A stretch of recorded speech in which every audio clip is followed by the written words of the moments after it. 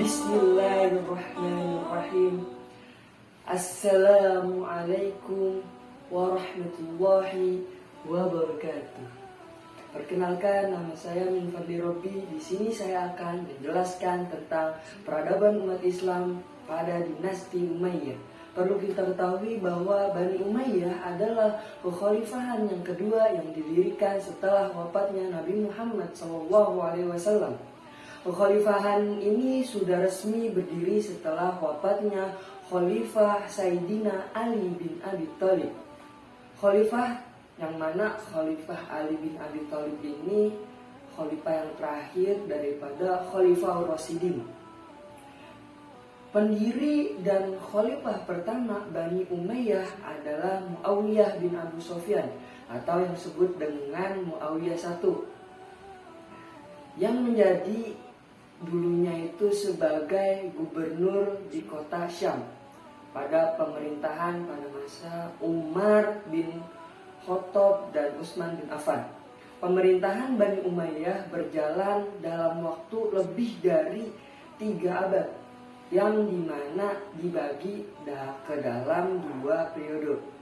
Yang periode pertama itu sekitaran tahun 661 sampai dengan 751 tahun, dengan pusat pemerintahan di Damaskus. Kemudian yang periode kedua itu sekitaran tahun 756 sampai dengan 1031 di kota atau di negara Cordoba, yang sekarang itu namanya kalau nggak salah Spanyol.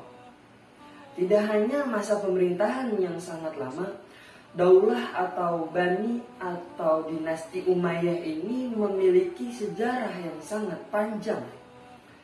Pada masa Bani Umayyah ini merupakan peletakan dasar pembangunan peradaban Islam, yang dimana nanti akan ada masa Bani Abbasiyah yang akan merupakan puncak dari peradaban Islam tersebut. Masa Bani Umayyah ini memiliki atau terkenal dengan ilmu nakliyah yang mulai berkembang. Perkembangan itu yang lebih menonjol adalah ilmu tafsir dan ilmu tauhid. Antara lain dari nama kekhalifahan dari Bani Umayyah itu antara lain adalah Muawiyah bin Abi Sufyan, Yazid bin Muawiyah, Muawiyah bin Yazid, sampai dengan yang terakhir itu ada Marwan bin Muhammad. Ada pokoknya khalifah itu ada 14 kekhalifahan. Namun saya tidak bisa menyebutkan satu persatu. Baiklah, cukup sekian. Dan selanjutnya yaitu materi daripada peradaban Islam di masa Bani Abbasiyah.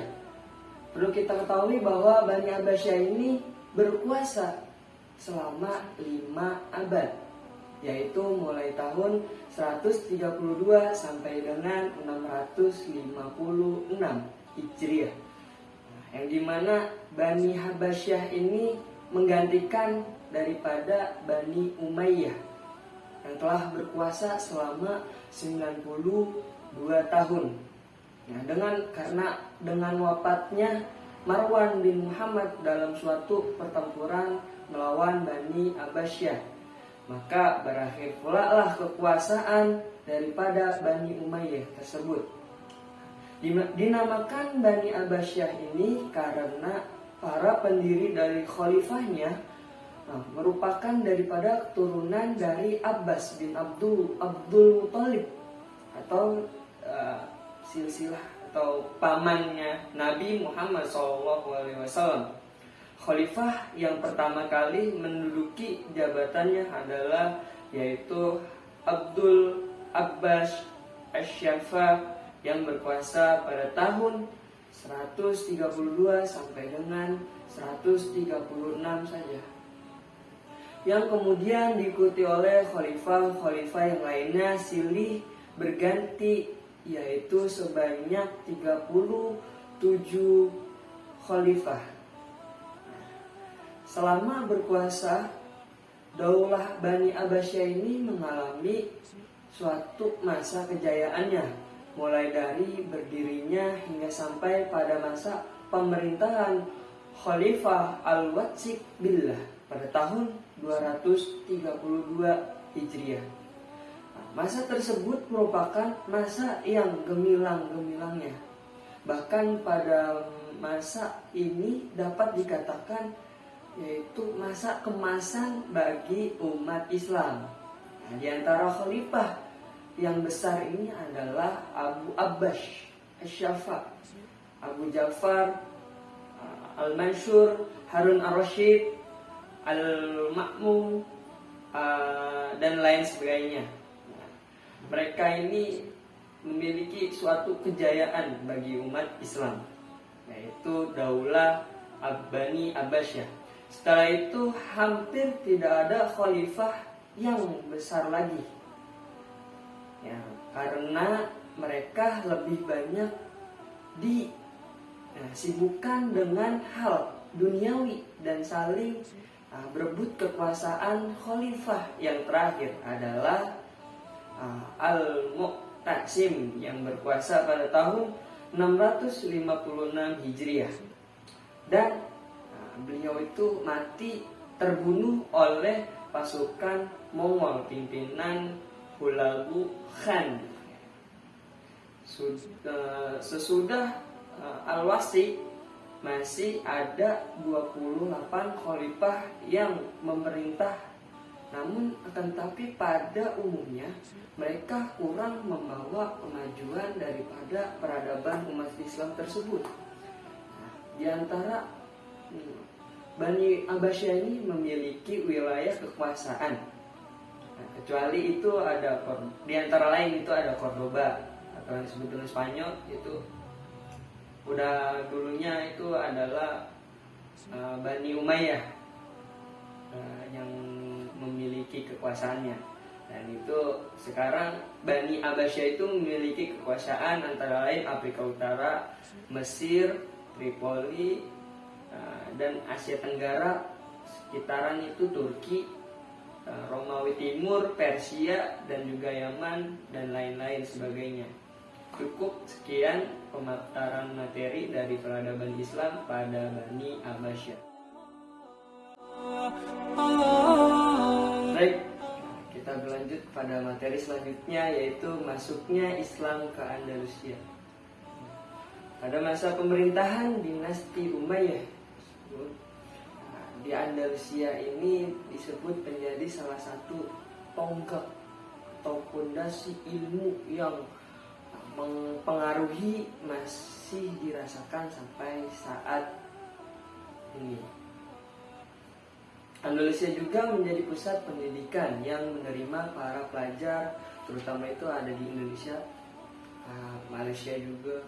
Pokoknya di antara negara yang lain itu menerima para mahasiswa untuk masuk ke Andalusia sebagai calon sarjana dari berbagai wilayah, di antaranya itu hanya untuk menimba ilmu, kawan. Oke, saat itu sebagian besar dari bangsa Eropa masih berkutat dengan pemberontakan dan perdebatan apakah bumi atau matahari yang menjadi pusat tata surya. Saking cerdasnya itu diperdebat apakah bumi atau ke matahari yang jadi pusat bahwa tata surya itu sendiri. Oke. Lalu sedangkan di saat yang bersamaan ilmuwan muslim di Andalusia asik mengembangkan ilmu, antara lain itu adalah ilmu filsafat atau falsafah hingga astronomi dalam pendidikan masyarakat Andalusia ketika menganut sistem integrasi. Pada masa integrasi itu yakni mengajarkan ilmu pengetahuan dan juga agama. Jadi agak menyimpang antara agama saja, tidak. Jadi umat Islam di Andalusia ini berpotensi besar untuk memiliki agama juga pelajarannya dan juga pengetahuan juga sama, bahwa perkembangan itu bukan hanya agama tetapi pengetahuan juga harus kita miliki. Lokasi itu belajarnya ada di kelas juga, antara lainnya ada di rumah, masjid, dan juga sampai di pinggir jalan itu ada orang yang ingin belajar, saking tertariknya oleh pelajaran tersebut. Oke, sejumlah nama ilmuwan muslim itu antara lain yang masih dihormati sampai sekarang itu oleh pada bangsa Eropa, salah satunya adalah Ibn Rushd atau disebut dengan Averroes menurut ejaan lidah Arab, bangsa Barat gitu ya. Kalau Arab kan Ibn Rushd, mendirikan sekolah filsafat di Andalusia. Dia dianggap sebagai bapak aliran falsafah sekuler di Eropa karena mengembangkan konsep eksensi, pendahuluan esensi. Ilmu berbintangan atau astronomi juga berkembang pesat di masa itu. Sosok astronomi atau mengemukakan pada saat itu adalah Abu Ali Muhammad Hasan. Abu Ali Muhammad Hasan itu anak dari Al-Haytham. Abu Ishaq Ibrahim juga sama, astronominya bagus, dan Ibnu Yahya juga astronominya, dan lain sebagainya. Cukup sekian pemateri masuknya daripada Islam itu ke Andalusia. Banyak daripada kemajuan. Baik, kita lanjut ke materi selanjutnya, yaitu peradaban Islam pada masa dinasti-dinasti kecil. Perlu kita ketahui sebelumnya bahwa wilayah kekuasaan Abbasiyah pada periode pertama hingga pada masa keruntuhannya itu sangatlah luas, seperti meliputi berbagai bangsa yang berbeda seperti Maroko, Mesir, Syria, Persia, Turki, dan India.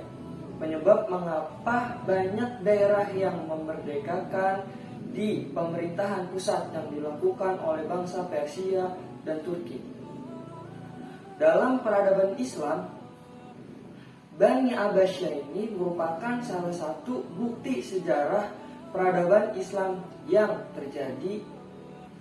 Pada Bani Abbasiyah ini merupakan masa pemerintahan umat Islam yang memperoleh masa kejayaan yang sangat gemilang. Pada masa itu banyak kesuksesan yang diperoleh pada Bani Abbasiyah, baik itu di bidang ekonomi, politik, dan ilmu pengetahuan. Hal ini perlu kita ketahui sebagai acuan semangat bagi generasi umat Islam pada zaman sekarang, bahwa peradaban umat Islam itu memperoleh kemajuan di zaman dahulu. Kemasan itu yang meliputi kesuksesan negara-negara Eropa. Jadi melebihi daripada kemajuannya di negara-negara Eropa, sangat luar biasa. Dengan mengetahui bahwa dahulu peradaban umat Islam itu diakui oleh seluruh dunia, maka akan memotivasi sekaligus menjadi ilmu pengetahuan tentang sejarah peradaban umat Islam, bahkan untuk mengulangi lagi pada masa kemasan atau kemajuan tersebut di zaman sekarang ini. Perlu kita ketahui, daerah-daerah kecil dinasti Abbasiyah ini banyak yang melepaskan dan memerdekakan diri dari pemerintahannya. Setelah memerdekakan diri dari kekuasaan Abbasiyah, kebanyakan dari mereka ini membangun dan menjadikan wilayah tersebut menjadi dinasti-dinasti kecil yang berdiri secara independen atau merdeka, dan juga berusaha untuk meluaskan wilayah dan kekuasaan dengan menaklukkan daerah-daerah di sekitarnya itu untuk menjadi wilayahnya. Kekuasaan dengan menaklukkan daerah tersebut, mereka melepaskan diri dengan cara seorang pemimpin lokal itu suatu pemberontakan dan berhasil memperoleh kemerdekaan penuh dengan sungguh-sungguh bahwa mereka itu ingin memerdekakan wilayah di sekitaran mereka. Cukup sekian pemateri dari dinasti Abbasiyah. Baiklah, kita lanjut kepada materi selanjutnya, yaitu peradaban umat Islam pada 3 kerajaan besar. Perlu kita ketahui sebelumnya itu ada dinasti Umayyah, dinasti Abbasiyah, ada dinasti kecil-kecilan setelah runtuhnya dinasti Abbasiyah, dan sekarang ada kerajaan yang terbesar. Ada 3, diantaranya yaitu dinasti Utsmani yang terletak di Turki, dan ada dinasti Safawi yang terletak di Persia, ada dinasti Mughal yang terletak di India. Kerajaan-kerajaan tersebut merupakan 3 kerajaan terbesar pada masa itu, dan keadaan politik pada umat Islam secara keseluruhan baru mengalami kemajuan kembali setelah runtuhnya dinasti-dinasti kecil pada zamannya. Setelah itu politik maupun perkembangan kerajaannya mulai meningkat kembali. Setelah muncul dan berkembangnya 3 kerajaan besar tersebut, puncak kemajuan yang dicapai oleh kerajaan Utsmani terjadi pada masa pemerintahan Sultan Sulaiman Al-Qanuni, yaitu pada tahun 1520 Masehi sampai dengan 1566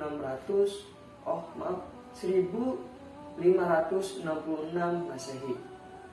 Dan juga ada kemajuan kerajaan Safawi pada masa pemerintahan Raja Abbas sekitar tahun 1588 Masehi hingga sampai dengan 1628 Masehi. Dan yang terakhir itu ada puncak kemajuan kerajaan Mughal pada masa Sultan Akbar sekitar tahun 1542 sampai dengan 1605 Masehi. Nah, setelah masa 3 kerajaan besar ini, ada raja besar di 3 kerajaan tersebut. Kerajaan tersebut mulai mengalami kemunduran, akan tetapi proses kemunduran ini berlangsung dalam kecepatan yang berbeda-beda.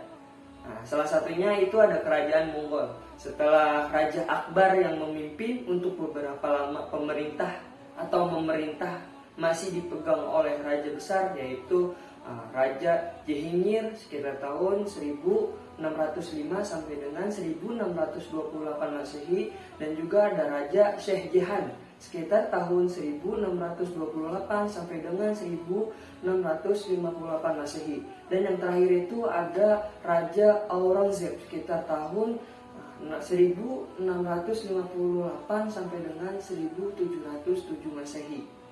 Nah, di sini ada 3 raja Mughal yang masih dapat mempertahankan kemajuan yang dicapai pada masa setelah Raja Akbar ini berakhir. Barulah setelah Raja Aurangzeb ini memerintah, ada lagi raja yang meneruskan, akan tetapi mengalami kemunduran yang agak drastis setelahnya. Kerajaan ini berakhir pada tahun 1858 Masehi. Dan juga ada kerajaan Utsmani setelah Raja Sultan Sulaiman Al-Qanuni wafat, masih tetap kuat, bahkan masih mampu melakukan ekspansi ke beberapa daerah Eropa Timur. Berbeda dengan 2 kerajaan besar yang lainnya, kerajaan Utsmani ini adalah kerajaan yang besar, bahkan hingga ditakuti oleh lawan yang lainnya di Eropa Timur, dan yang lainnya itu disegani. Lalu sekian lama daripada kerajaan Utsmani ini memiliki atau mengalami kemunduran yang cukup drastis. Di akhir abad sekitaran tahun ke-17 abad sampai dengan ke-18 Masehi ini tetap dipandang sebagai sebuah negara yang besar, yang disegani lawan juga itu masih. Barulah runtuh atau mundurnya suatu kerajaan Utsmani ini sekitaran abad ke-20 Masehi. Yang paling drastis yang dialami kerajaan itu.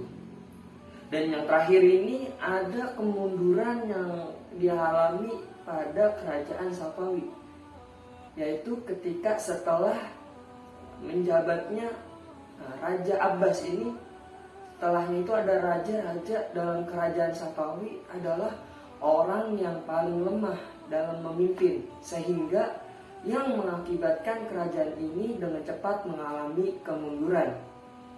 Hanya 1 abad setelah ditinggalnya Raja Abbas ini, kerajaan ini mengalami kehancuran.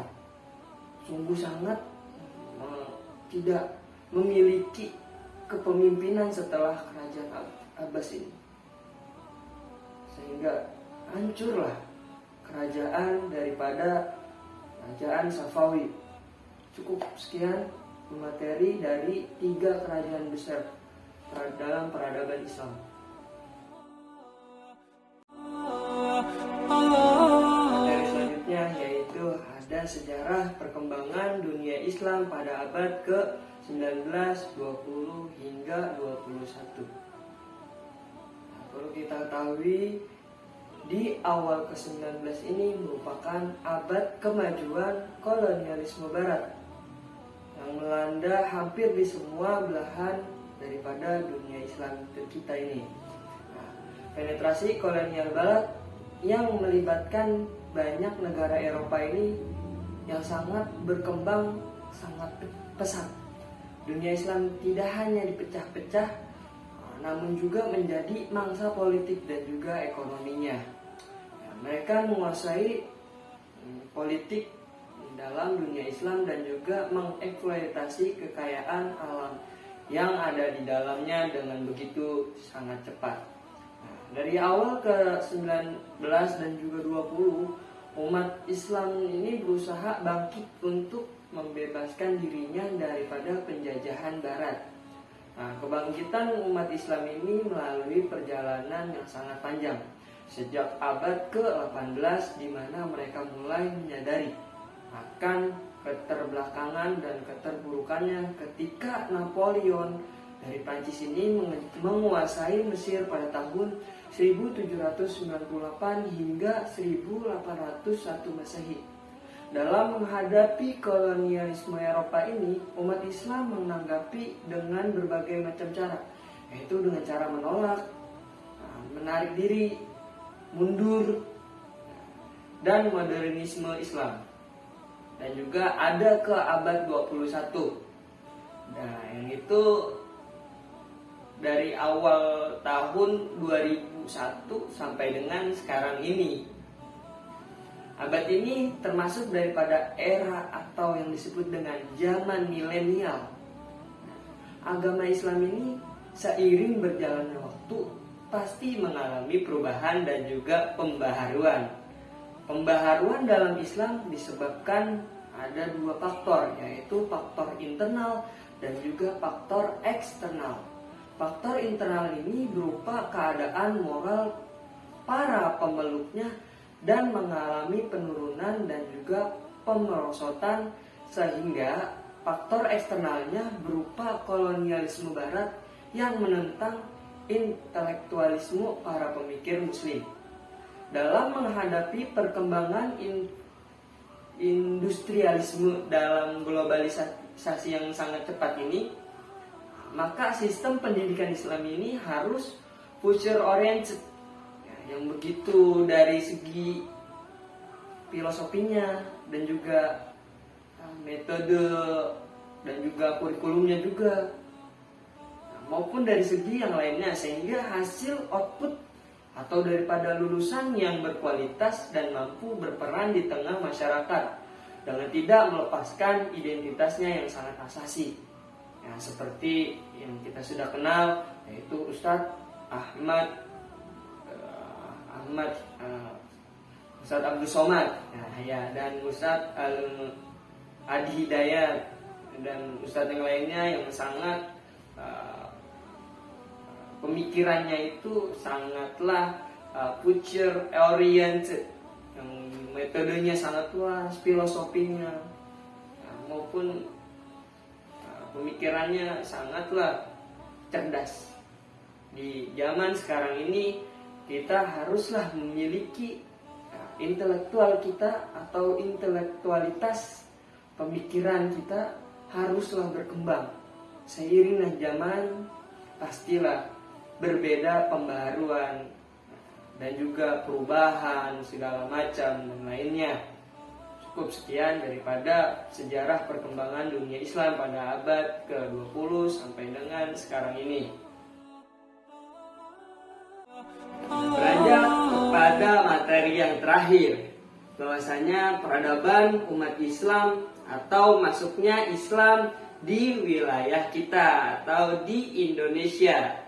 Nah, seperti banyak yang kita ketahui bahwasanya Islam ini masuk ke Indonesia melalui perdagangan, yang dimana karena Indonesia ini merupakan salah satu negara kekayaan alam yang sangat melimpah, dan juga melibatkan banyaknya perdagangan yang dari Eropa, yang dari Asia, yang dari Australia, dan bermacam-macam benua, sampai hingga mereka ingin ke Indonesia karena ingin berjualan.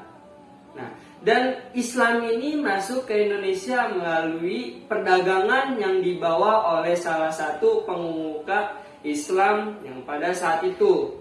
Nah, salah satunya itu ulama yang dari Arab, juga menyebarkan Islam. Antara lain itu ada juga yang kita kenal sekarang, ada Wali Songo.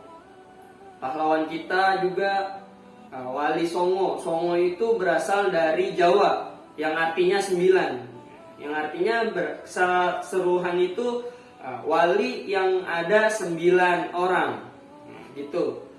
Yang dimana mereka ini mempunyai tugas untuk menyebarkan Islam di dalam Indonesia dengan berbagai cara, baik dengan wayang atau dengan kesenian itu, perdagangan juga, dan juga yang lainnya. Ada juga ulama pasca masa Wali Songo. Setelah Wali Songo itu ada 3 orang ulama. Dengan masuknya Islam ke Indonesia, yang dulunya bangsa ini sekali-sekali itu adanya kerajaan Kartanegara, ada Raja Kutai, ada kerajaan Sriwijaya, ada kerajaan yang lainnya, kerajaan-kerajaan besar di Indonesia. Sehingga ketika datangnya Islam ini muncul, adalah kerajaan lagi yang besar juga, ada 7 kerajaan Islam pertama di Indonesia. Kerajaan 7 ini bertujuan untuk mendirikan atau memajukan umat Islam, atau ingin memprovokasiin bahwa ini loh Islam, begini loh Islam, gitu. Mereka mengajarkan segala macam caranya. Gitu pula hingga sampai sekarang ini Indonesia mayoritas umat Islam. Nah, agar juga untuk mempermudah penyebaran Islam yang ada di Indonesia. Cukup sekian materi dari saya. Apabila ada kesalahan kata, mohon dimaafkan. Salahnya dari saya pribadi, benarnya datang dari Allah Subhanahu wa Ta'ala. Cukup sekian. Wabillahi taufiq wal hidayah. Assalamualaikum warahmatullahi wabarakatuh.